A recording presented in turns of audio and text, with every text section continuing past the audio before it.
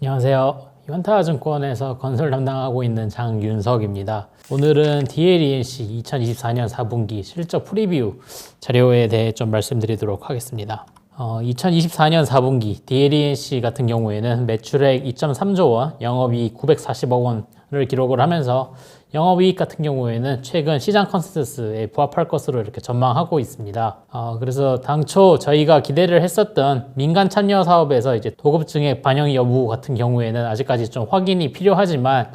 분명하게 발현된 걸로 확인되고 있는 부분은 기술 수수료 등 수입, 그리고 2024년에 착공한 현장에 본 실행 예산 편성 등에 따른 좀 주택 사업 원가율 하락 요인이 발현되었다는 겁니다. 그래서 이 두 가지 요인만 반영하더라도 영업이익 같은 경우에는 2024년 3분기에 이어 좀 두 분기 연속 영업이익의 YOY 성장이 좀 가능할 것이다 이렇게 판단하고 있습니다. 반면에 좀 아쉬운 부분 같은 경우에는 DLENC의 자회사 DL건설이 약 687억 원 규모의 거제대대 양여사업 시행사 채무를 좀 대위 번지한 영향으로 이 부분이 영업의 비용으로 좀 처리될 예정입니다.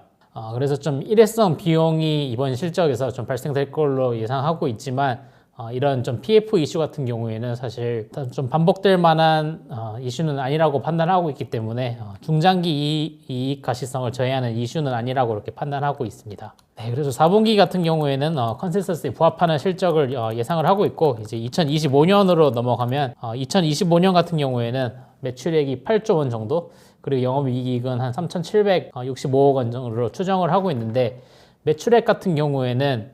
아무래도 회사가 당초 기대를 하고 있었던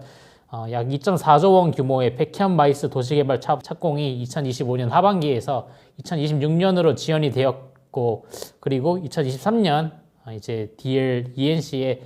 착공 실적 자체가 좀 저조했기 때문에 이 영향으로 2025년 주택 매출이 좀 감소를 하는 것이 불가피하다고 판단을 하고 있지만,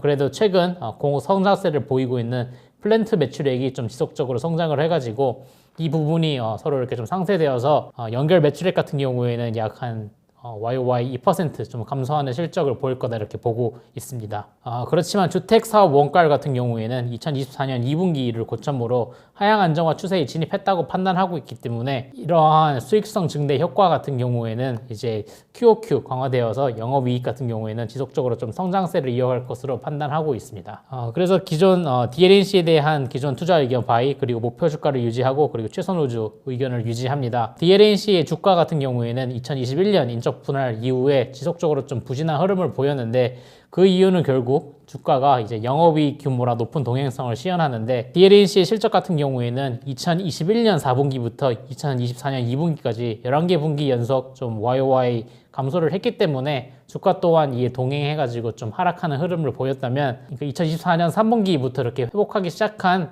영업이익 흐름을 고려하면 DLNC에 대해 좀 투자 의견 비중 확대를 하는 게 을 추천드리고, 그리고 이제 당사 이제 건설업종 커버리지, 그러니까 GS건설의 YOY 흑자 전환을 제외한다면 DLENC 같은 경우에는 좀 4분기에 유일하게 영업이익이 YOY 성장이 예상되기 때문에 좀 상대 매력도가 우위라고 판단을 하고 있어가지고 투자 의견 바이를 좀 유지하도록 하겠습니다. DLENC에 대해 2024년 4분기 프리뷰 말씀드렸고, 장시간 시청해 주셔서 감사합니다.